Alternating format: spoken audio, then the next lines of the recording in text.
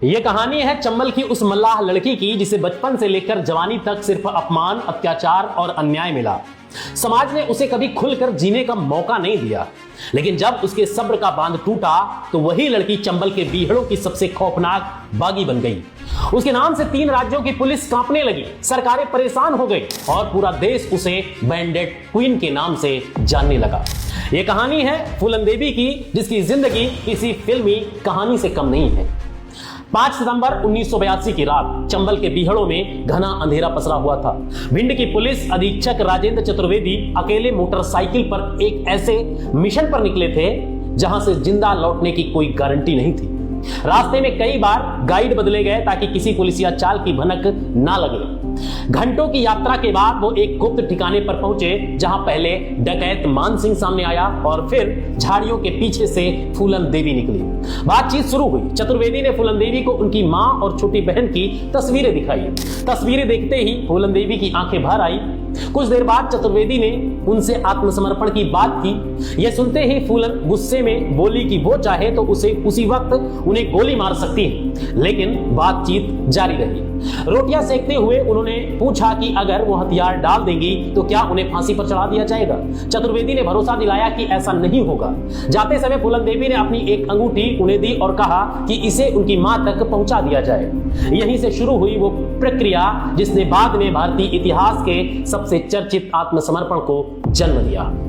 लेकिन फूलन देवी की कहानी की शुरुआत चंबल से नहीं बल्कि उत्तर प्रदेश के जालौन जिले से एक छोटे से गांव से होती है। साल था 1963। उसमें एक गरीब मल्लाह परिवार में जन्मी फूलन ने बचपन से ही गरीबी देखी थी। परिवार के पास थोड़ी सी जमीन थी जिस पर उनके चाचा और चचेरे भाई मैयादीन कब्जा करना चाहते थे।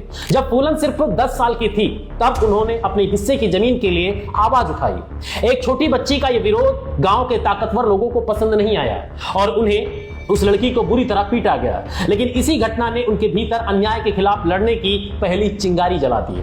सिर्फ 11 साल की उम्र में उनकी शादी उनसे कई गुना बड़े एक अधेड़ व्यक्ति से कर दी गई। बचपन खेलने कूदने में बीतना था, लेकिन फूलन के हिस्से में घरेलू हिंसा, प्रताड़ना आई। पति द्वारा मारपीट और शोषण से परेशान होकर वो कुछ महीनों बाद अपने मायके लौट आई, लेकिन गांव वालों ने उनका साथ देने के बजाय उन्हें ही दोषी ठहराया। उस दौर में पति का घर छोड़ना किसी अपराध से कम नहीं माना जाता था एक स्त्री को।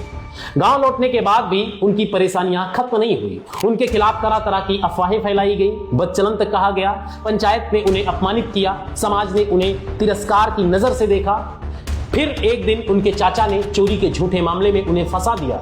1979 में पुलिस ने उन्हें गिरफ्तार कर लिया। हवालात में उनके साथ बेहद खराब व्यवहार हुआ, उनका शोषण हुआ, मारपीट हुआ, उनका अपमान किया गया। उनके मन में व्यवस्था के प्रति गहरा आक्रोश भर गया। पुलिस वालों से नफरत हो गई, सरकार से घृणा हो गई। जेल से छूटने के बाद फूलन का स्वभाव और विद्रोही हो गया और इसी दौरान उनकी जिंदगी ने एक और खतरनाक मोड़ लिया। कहा जाता है कि डकैतों के एक गिरोह ने उन्हें अपने साथ बीहड़ों में ले लिया। वहां उनकी मुलाकात बाबू गुलजर नाम के एक कुख्यात डकैत से हुई जो गिरोह का सरगना था। आरोप है कि उसने फूलन के साथ अमानवीय व्यवहार किया और उनका शोषण किया। लेकिन उसी गिरोह में विक्रम मल्लाह नाम का एक डकैत भी था जो उनकी ही जाति से था। विक्रम ने फूलन की पीड़ा देखी और एक दिन बाबू गुलजर को मारकर गिरोह की कमान अपने हाथ में ले ली। यहीं से फूलन की जिंदगी में पहली बार किसी ने उन्हें सम्मान दिया। विक्रम ने न सिर्फ उनकी रक्षा की बल्कि उन्हें बराबरी का दर्जा दिया। धीरे धीरे दोनों एक दूसरे के करीब आ गए, दोनों में प्यार हुआ। लेकिन किस्मत को शायद ये मंजूर नहीं था। 13 मई 1980 को गिरोह के 2 प्रभावशाली सदस्य लाला राम और श्री राम ने विश्वासघात करके विक्रम मल्लाह की हत्या कर दी। विक्रम की मौत फूलन के लिए किसी पहाड़ टूटने से कम नहीं था, लेकिन असली भयावहता अभी बाकी थी जो अभी आने वाली थी। विक्रम की हत्या के बाद फूलन को अगवा करके वो लोग बेहगई गांव ले गए। आरोप है कि वहां कई दिनों तक उन्हें बंधक बनाकर रखा गया, उनके साथ सामूहिक बलात्कार किया गया, उन्हें अपमानित किया गया और इंसानियत की सारी सीमाएं पार कर दी गई। यह घटना उनके जीवन का सबसे दर्दनाक अध्याय बन गया। लेकिन फूलन टूटी नहीं, किसी तरह वहां से भाग निकलने में सफल रही। जब वो बेहमई से बाहर निकली तो उनके भीतर की मासूम लड़की मर चुकी थी। अब उनके भीतर सिर्फ एक ही भावना बची थी, प्रतिशोध और सबकी मौत। उन्होंने मान सिंह और कुछ वफादार साथियों के साथ नया गिरोह बनाया। धीरे धीरे उनका नाम पूरे चंबल में फैलने लगा। गरीबों और निचली जातियों के कुछ लोग उन्हें अपने ऊपर हुए अत्याचारों के खिलाफ खड़ी हुई महिला के रूप में देखने लगे, जबकि पुलिस और प्रशासन उन्हें एक खतरनाक अपराधी मानता था। 14 फरवरी 1981 का दिन आया। फूलन देवी अपने हथियारबंद साथियों के साथ बेहमई गांव पहुंची। उनका लक्ष्य उन लोगों को ढूंढना था जिन्हें वो विक्रम की हत्या और अपने ऊपर हुए अत्याचार का जिम्मेदार मानती थी। उन्होंने लालाराम और श्रीराम को उनके हवाले करने की मांग की, लेकिन जब ऐसा नहीं हुआ तो हालात बेकाबू हो गए। इसके बाद जो हुआ उसने पूरे देश को हिला कर रख दिया। गांव के कई राजपूत पुरुषों को इकट्ठा किया गया और गोलीबारी हुई, जिसमें 22 लोगों की मौत हो गई। यह घटना इतिहास में बेहमई नरसंहार के नाम से दर्ज हुआ। देश भर में सनसनी फैल गई। अखबारों की सुर्खियां फूलन देवी से भर गई। सरकारों पर दबाव बढ़ गया। पुलिस ने उन्हें पकड़ने के लिए बड़े स्तर पर अभियान शुरू किया, लेकिन चंबल के बीहड़ आसान नहीं थे। गहरी खाइयां, टेढ़े मेढ़े रास्ते और स्थानीय समर्थन ने उन्हें पुलिस की पहुंच से दूर रखा। लगभग 2 साल तक वो गिरफ्तारी से बचती रही और इस दौरान उनका नाम एक किंवदंती बन चुका था। कुछ लोगों के लिए वो अपराधी थी, कुछ के लिए प्रतिरोध का प्रतीक थी। आखिरकार सरकार और फूलन देवी के बीच बातचीत शुरू हुई। फूलन को उत्तर प्रदेश पुलिस पर भरोसा नहीं था, इसीलिए मध्य प्रदेश सरकार ने बातचीत की जिम्मेदारी संभाली। कई दौर की वार्ता हुई। फूलन ने आत्मसमर्पण के बदले कई शर्तें रखी। वो नहीं चाहती थी कि उन्हें फांसी दी जाए या उनके परिवार को नुकसान पहुंचे। आखिरकार 22 फरवरी 1983 को ऐतिहासिक दिन आया जब भिंड में हजारों लोगों की भीड़ जमा हुई थी। हर कोई उस महिला को देखना चाहता था जिसके नाम से पूरे देश में चर्चा थी, जिसने अपने ऊपर हुए अत्याचार में 22 लोगों को मार दिया था। मंच पर पहुंचते समय फूलन देवी तनाव में थी, लेकिन कुछ देर बाद उन्होंने अपनी बंदूक नीचे रखी और मध्य प्रदेश के मुख्यमंत्री अर्जुन सिंह के सामने आत्मसमर्पण कर दिया। यह भारतीय इतिहास के सबसे चर्चित आत्मसमर्पणों में से एक था। एक तरफ सरकार राहत की सांस ले रही थी तो दूसरी तरफ देश भर में इस घटना पर बहस छिड़ी हुई थी। आत्मसमर्पण के बाद फूलन देवी को ग्वालियर जेल भेज दिया गया।